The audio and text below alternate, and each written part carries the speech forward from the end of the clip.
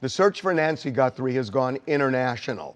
We have learned the FBI has told federal Mexican law enforcement to tell various police agencies to be on the lookout for Nancy and her kidnapper. Now, our law enforcement sources are telling us that it is possible they believe that Nancy was taken across the border, but they doubt if she is across the border that it happened directly after the kidnapping.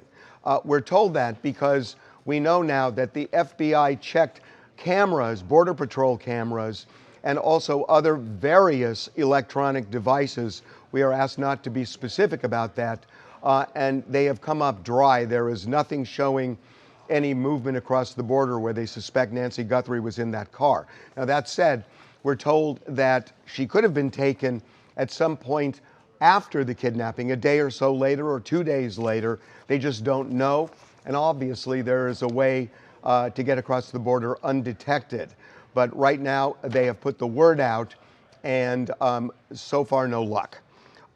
There is something else. TMZ obtained another ransom note today. This is a highly sophisticated demand involving a form of crypto, not Bitcoin. Now, it is demanding roughly the same amount as the demand letter we received, shortly after the kidnapping, the $6 million demand.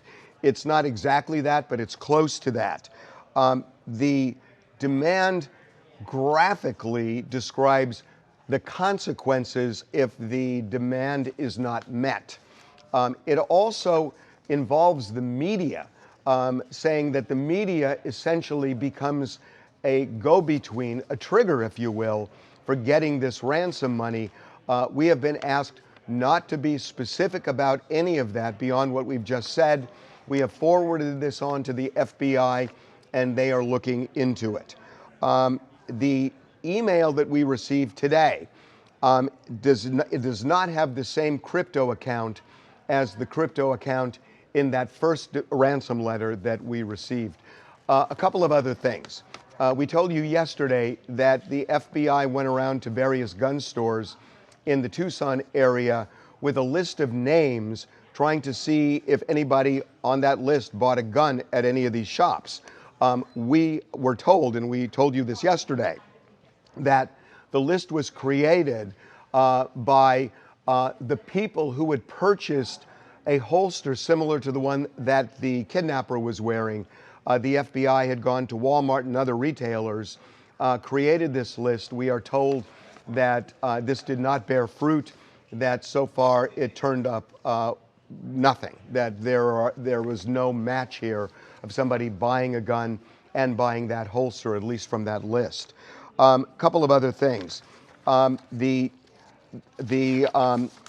FBI team, there is a team that is working on just finding people who have bought items similar to the ones the kidnapper is wearing. They actually have a team contacting Walmart and other retailers, and their focus is finding matches, people who have bought more than one of these items, a backpack, a jacket, a holster, or anything else. Again, we are told that so far they do not have any real leads on that. So the bottom line, and this is a quote from a law enforcement source, we are shaking the trees looking for clues. So they are doing everything they can. There's one other thing that I was asked to mention, and that is something I know to be true. The FBI is really serious that anybody who is trying to get money from the Guthrie family with a phony demand letter is going to spend, as it was put to me, a long, long time in federal prison.